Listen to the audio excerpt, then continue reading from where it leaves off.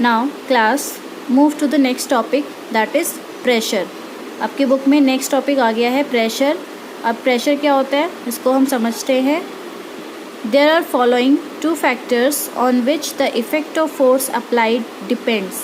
ऐसे दो फैक्टर्स होते हैं। अब हम इसमें दो फैक्टर्स पढ़ेंगे जिसकी वजह से फोर्स, हम जो फोर्स अप्लाई करते हैं वो किस वजह से होता है, ठीक है। उसको पुल या पुश हम कैसे करते हैं, वो कैसे उसमें फोर्स लगता है, अब हम ये पढ़ेंगे, ठीक है।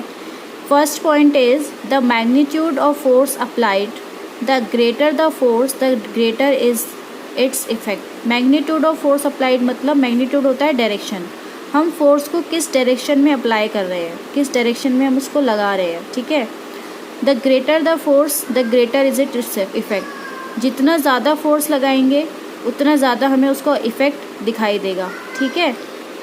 Second point is the area over which the force is applied. वो एरिया जिसमें हम फोर्स को लगा रहे हैं, ठीक है। The smaller the area of contact the greater is its effect. जितना कम एरिया में हम फोर्स लगाएंगे उतना ज़्यादा हमें इफेक्ट दिखाई देगा। अब इन दोनों पॉइंट को अच्छे से समझने के लिए हमें आगे रीड करना होगा। To measure the effect of force we need a quantity that takes into account both. इसको मेज़र करने के लिए, इफ़ेक्ट ऑफ फोर्स को मेज़र करने के लिए हमें कुछ क्वांटिटी के बारे में पढ़ना पड़ेगा, ठीक है। दोनों जिसके बारे में हम दोनों के बारे में पढ़ेंगे। तो the physical quantity which measures the effect of force per unit area is called pressure. अब वही फ़िज़िकल क्वांटिटी होता है जैसे कि कितना मेजर किया हमने, है ना, कोई अमाउंट। तो फिज़िकल क्वांटिटी निकालने के लिए कि हमने कितना इफ़ेक्ट ऑफ फोर्स लगाया है पर यूनिट एरिया के हिसाब से हमने उस पर कितना फोर्स लगाया है, उसको मेज़र करने के लिए जो हमें क्वांटिटी की ज़रूरत पड़ती है वो होता है प्रेशर, ठीक है। डेफिनेशन समझ गए आप लोग कि वो फ़िज़िकल क्वांटिटी मतलब जैसे हम मान लो कि लेंथ को मेज़र करते हैं, ठीक है। लेंथ को किस में मेज़र करते हैं हम, किलोमीटर में, मीटर में, ठीक है।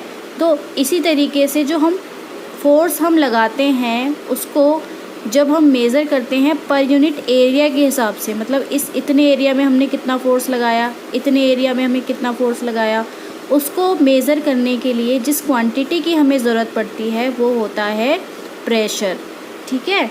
अब हम इसको पढ़ते हैं आगे। When a force act on an object, pressure is produced, ठीक है। जब हम किसी ऑब्जेक्ट पे फोर्स लगाते हैं तो प्रेशर प्रोड्यूस होता है, मतलब प्रेशर पता चलता है कि हम प्रेशर लगा रहे हैं। When you put your thumb on a piece of wood and press it, the thumb does not go into the wood। जैसे कि आप पिक्चर में देख सकते हैं, यहाँ पर देखिए ये एक बोर्ड है, ठीक है, पीस ऑफ वुड है जिसपे कि पहले वाले में क्या हो रहा है, ये पिक्चर में देखिए थंब प्रेस कर रहा है इस बोर्ड पे, ठीक है। तो यहाँ पे क्या कर रहा है, वो फोर्स लगा रहा है, ठीक है। अब the thumb does not go into the wood. यहाँ पर क्या हुआ, जब इसने थंब पुश किया तो इसका जो थंब है वो अंदर नहीं जा रहा, जैसा फिगर में आपको देख सकते हो। But when you push a drawing pin into the wood with the same force of your thumb, जब दूसरे पिक्चर में आप उसी थंब से एक ड्राइंग पिन को पुश कर रहे हो सेम फोर्स के साथ, तो क्या होगा, the drawing pin goes into the wood. तो ड्राइंग पिन जो आप थंब से फोर्स लगा के डाल रहे हो वो बोर्ड के अंदर चली जाएगी, ठीक है। यहाँ पे आपको क्या चीज़ समझ आ रही है कि larger in the area of contact lesser is the pressure and vice versa. इसमें जो थंब का जो एरिया था वो क्या था, लार्जर था, बड़ा था। यहाँ पे जो पिन का जो एरिया है वो क्या है, स्मॉलर एरिया है, ठीक है।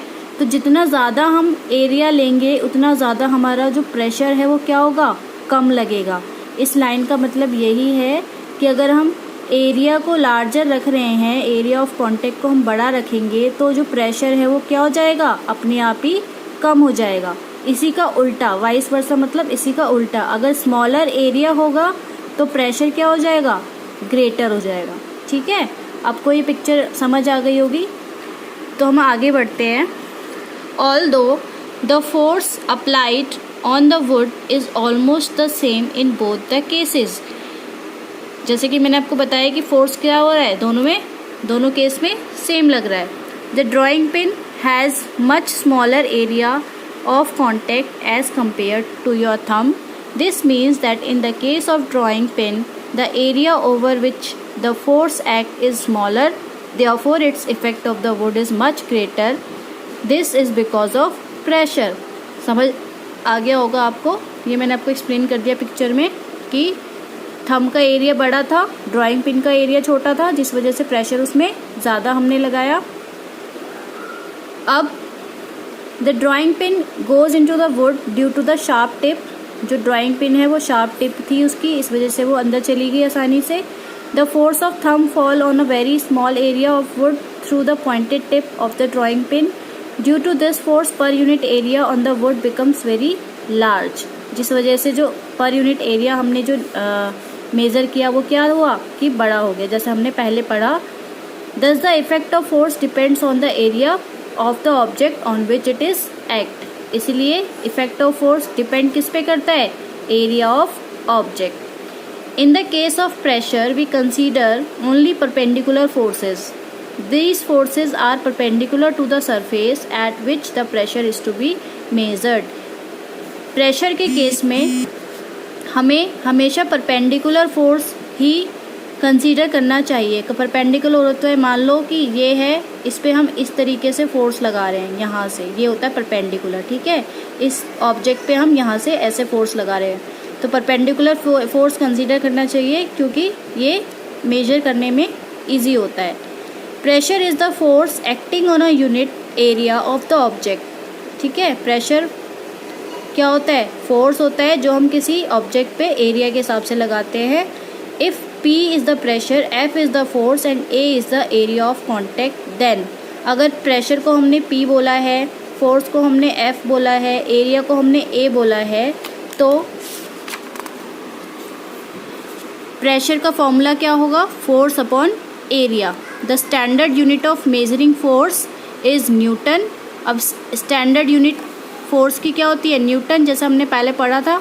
And the standard unit of measuring area is square metre.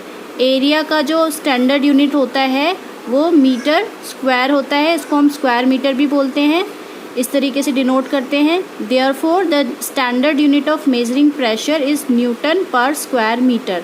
तो इसका जब हम ऐसा ही यूनिट निकालेंगे, स्टैंडर्ड यूनिट निकालेंगे, तो ये फोर्स क्या हो गया, न्यूटन अपॉन में एरिया को बोल रहे हैं मीटर स्क्वायर, तो हम इसको कंबाइन करके क्या बोलेंगे, newton per metre square, Newton per metre square.